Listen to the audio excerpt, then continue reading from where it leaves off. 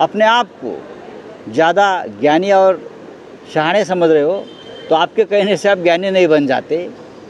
आपका ज्ञान देश देख चुका है, नोटबंदी में देख चुका है, लद्दाख में देख चुका है, हाँ, जम्मू कश्मीर में देख चुका है, महंगाई, बेरोजगारी, सब क्षेत्र में आपका ज्ञान हमने परख लिया है।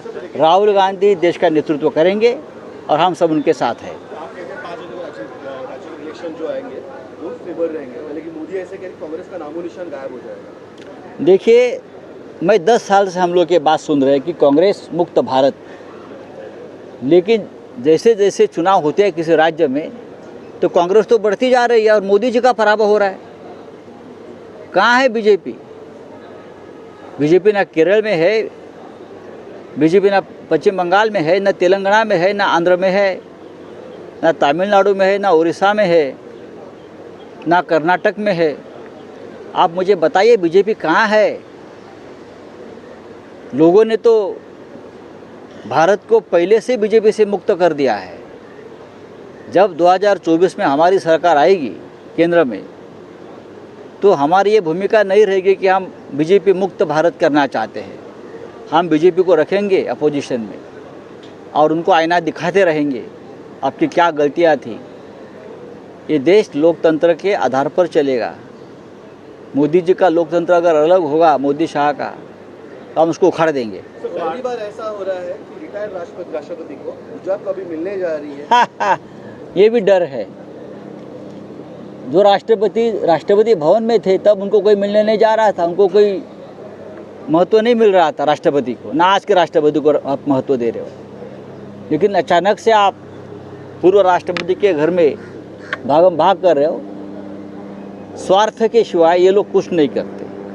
कोई ना कोई स्वार्थ होगा या है। हाँ, भूकंप आएगा, आपको लगता है रास्ते में नया भूकंप आएगा?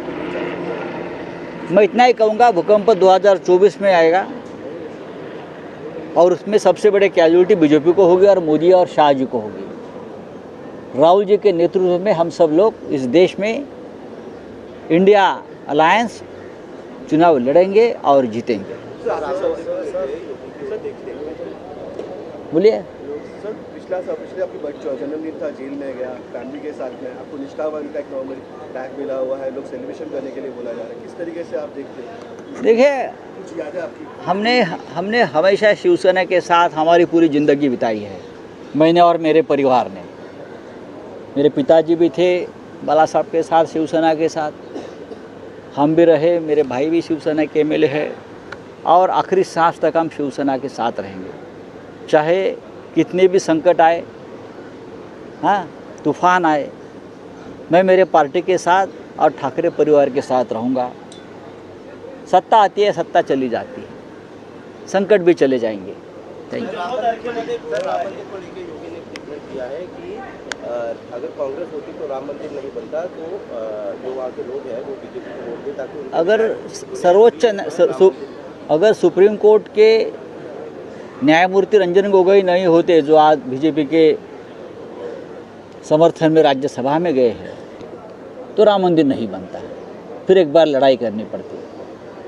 तो सबसे पहले योगी जी ने आभार प्रकट करना चाहिए इस देश के सर्वोच्च न्यायालय को और रिटायर्ड चीफ जस्टिस को, जिसने बीजेपी ने राज्यसभा में लाया है। राम मंदिर इस देश में अगर बन रहा है अयोध्या में, तो ये खुशी की बात है हम सब के लिए, क्योंकि शिवसेना उस आंदोलन में, उस युद्ध में हमेशा आगे रही है और रहेगी। शिवसेना ये पहली पार्टी, जब राम मंदिर बनने जा रहा था तो अयोध्या में जाकर उद्धव ठाकरे साहब ने 1 करोड़ रुपए का दान दिया था राम मंदिर के लिए। बाद में सभी लोग आ गए, लेकिन सबसे पहले इतना बड़ा दान देने वाले शिवसेना और उद्धव ठाकरे साहब थे।